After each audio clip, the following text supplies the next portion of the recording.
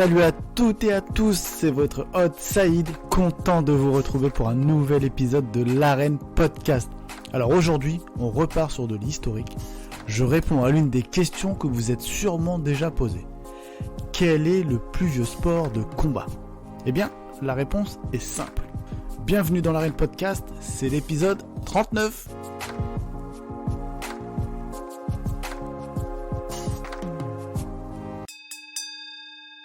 Bon, je vais pas laisser le suspense vous envahir trop longtemps, mais sachez que la première des disciplines de combat antique est la lutte. En effet, c'est le sport de combat le plus ancien au monde et il remonte à la civilisation primitive. Des peintures retrouvées dans les grottes de Lascaux en France, vieilles de 17 000 ans, représentent la lutte sur les parois des grottes. On en retrouve également au Japon, notamment sur des peintures préhistoriques qui évoquent la familiarité avec la lutte sumo, traditionnelle pratiquée dans le pays. Mais avant de remonter dans l'histoire, il convient de vous expliquer ce qu'est la lutte. Alors, par définition, c'est un sport de préhension, c'est-à-dire un sport où il est permis d'attraper son adversaire, mais pas de le frapper. Sauf quelques exceptions durant les périodes médiévales et modernes. Alors si on s'appuie sur la référence historique de l'époque grecque, la lutte se divise en deux catégories. La lutte debout, l'orthépale, dont le but est de faire tomber l'adversaire ou de le mettre dans une certaine position, et la lutte au sol, le pancrace, dont le but est de forcer l'adversaire à l'abandon par la pratique d'étranglement ou de clés articulaires, et qui continue même si un combattant ou les deux tombent. Alors, moi, je vais essentiellement parler de lutte debout. Vraiment, historiquement, la lutte debout, c'est la première. On parlera du pancrace, qui est l'ancêtre du MMA, dont je vous avais parlé dans un premier épisode à l'époque, quand j'avais expliqué ce qu'était le MMA. On reviendra plus tard sur le pancrace. Là, on va se concentrer essentiellement sur la lutte debout. Alors, ce qu'il faut savoir, c'est que si ce n'était pas le seul sport pratiqué dans l'Antiquité, donc, l'orthépale, donc cette lutte debout, c'est la discipline qui représente par excellence les sports de préhension antiques. Alors, la plus ancienne trace dans le monde grec remonte à l'Iliade. Alors là, je vous replonge un peu dans vos bouquins scolaires. Et l'introduction de l'orthépale au sein des compétitions panhelliques remonte à la 18e Olympiade, soit en 708 avant notre ère. Ce qui en fait donc le plus ancien sport de combat par définition. C'est-à-dire une activité physique qui oppose deux combattants, pratiqués dans un but compétitif et vécu comme un spectacle pour le public. Alors il y a la Grèce, mais pas que. Il y a des preuves historiques et archéologiques qui prouvent que la lutte a toujours été un sport populaire également dans l'Égypte ancienne. La preuve existe à Beni Hassan, un site de cimetière de l'Égypte ancienne où de vieux dessins ont été découverts dans les tombes représentant 400 lutteurs. Au Moyen-Orient, ce sport était également populaire et présent dans la société depuis le début de l'histoire de la civilisation. Les descriptions les plus anciennes, comme les sculptures, les statues, décrivent qu'il était présent sous la forme de lutte à la ceinture dans cette région. En Turquie et en Asie centrale, c'est une autre forme de lutte qui est pratiquée de manière prédominante, encore aujourd'hui d'ailleurs, et vous l'avez déjà vu à la télé, c'est cette lutte à l'huile, qui est également connue sous le nom de grease wrestling, qui est actuellement le sport national en Turquie, et qui figure d'ailleurs sur la liste du patrimoine culturel immatériel de l'UNESCO. Un peu plus haut en Iran, la lutte est connue sous le nom de Palevani, qui est pratiquée dans une structure en forme de dôme appelée Zurkhaneh. Les séances d'entraînement consistent en gros à des mouvements de gymnastique rituels et à un point culminant avec le noyau de la pratique du combat, une forme de soumission grappin appelée Khosti Palevani. Celui-ci, il est reconnu par l'UNESCO comme l'une des formes les plus anciennes au monde de lutte. Il comprend des éléments de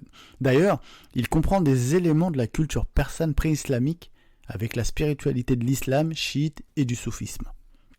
En Chine, la lutte est connue sous le nom de Chuai Jiao ou lutte en veste.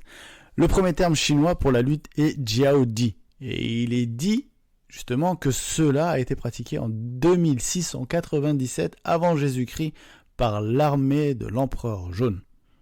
Plus tard, cette lutte va donc se développer comme un sport et va être pratiquée pour le divertissement du public et évidemment pour la compétition, pour choisir qui est le meilleur combattant. Au Japon, c'est d'abord une forme d'art martial qui est créée, qui s'appelle le Jujutsu. C'est une méthode de combat rapproché pour vaincre un adversaire armé. On n'utilise aucune arme, ou au moins une petite, mais voilà, normalement c'est une défense sans arme contre quelqu'un qui en possède une. Et cette forme d'art martial remonte à la période Sengoku. Et en gros, c'est une période historique de l'histoire japonaise. Si vous ne connaissez pas la Sengoku, ça s'écrit S-E-N-G-O-K-U et non S-A-N, comme dans le dessin animé.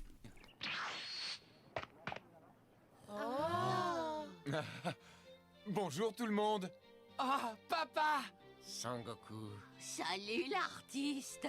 Donc voilà, donc cette forme de combat était très utilisée sur les champs de bataille pour les combats rapprochés. Et en même temps, on aura l'occasion aussi de faire un historique sur tout ce qui est Japon, Chine, avec tout ce qui est art martial, les différences avec les sports de combat, même si je vous l'avais déjà évoqué par rapport à l'escrime.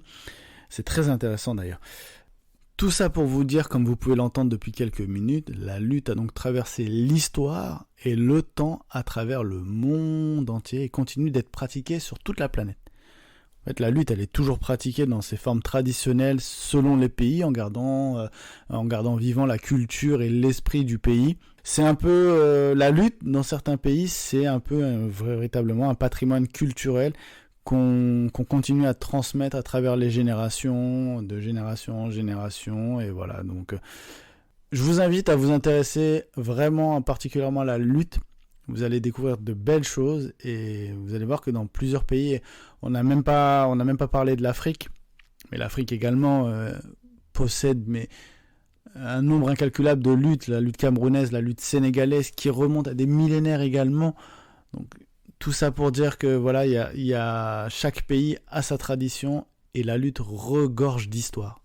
Voilà. Donc moi je voulais me concentrer simplement pour répondre à cette question, quel était le plus vieux sport de combat de l'histoire? C'est donc la lutte, vous avez la réponse. Maintenant on aura l'occasion de plonger dans différentes luttes, dans différents épisodes. La lutte sénégalaise, la lutte turque, la lutte grecque, on pourra y aller, ce sera avec grand plaisir. D'ailleurs, si des personnes veulent participer au podcast avec moi et s'y connaissent particulièrement ou connaissent des spécialistes dans différentes luttes, c'est avec grand plaisir que je les accueillerai dans l'Arène Podcast pour en discuter, parce que l'Arène Podcast, on va pas copier-coller Karim Benzema quand il l'a dit, mais l'Arène Podcast, c'est le podcast du peuple. Et ça me fait plaisir. Voilà, j'espère que cet épisode historique autour du sport de combat le plus ancien de l'histoire vous aura plu. N'hésitez pas à le partager, à le commenter, à mettre les fameuses 5 étoiles si vous pouvez. Et surtout, à très vite dans l'arène.